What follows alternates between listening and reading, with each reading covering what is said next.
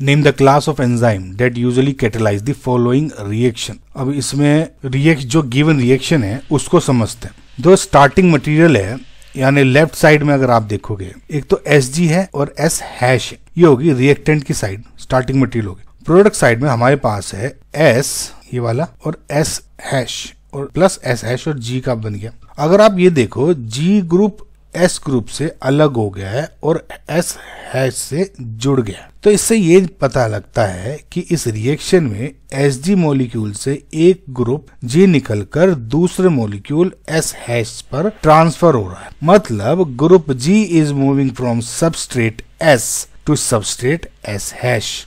इतना समझ में आया? अब एक एक ऑप्शन देखते हैं, उससे और पता लग जाएगा। देखिए पहला ऑप्शन है हाइड्रोलिस। ये एंजाइम्स हाइड्रोलिसिस करते हैं, ये केमिकल बॉन्ड्स को पानी की मदद से तोड़ते हैं। मतलब अगर AB प्लस H2O करा जाए तो ये AOH प्लस BH ये बन जाता है। नाउ अगर आप इसको और इस रिएक्शन को कंपेयर करें, इसमें मैंने बार बार बताया था कि ये ट्रांसफर हो रहा है, ठीक है, इसमें कुछ ब्रेक नहीं हो रहा है। तो इस केस में अगर आप देखोगे जो ये HOH था ये बॉन्ड ब्रेक हो गया, आधा इस पे चला गया आधा इस पे चला गया, इसमें भी देख सकते हो आप, ठीक है। तो ये वाला पार्ट नहीं है इसमें, तो ये तो हो नहीं रहा इसमें। दूसरा है लाइएज। ये एंजाइम्स बॉन्ड को तोड़ते हैं यानी क्लीवेज, पर हाइड्रोलिसिस या ऑक्सीडेशन के बिना। ऐसे में अक्सर एक डबल बॉन्ड बनता है, ठीक है, यानी लाइएज में अगर आप देखोगे AB तो क्या बनेगा, एक double bond B plus X बन जाता है। तो अब अगर रिएक्शन देखो ना, अगेन वही, यहाँ पे कोई बॉन्ड टूटा हुआ नहीं है और अगेन कोई दूसरा बॉन्ड नया बॉन्ड बना है। बेसिकली इसमें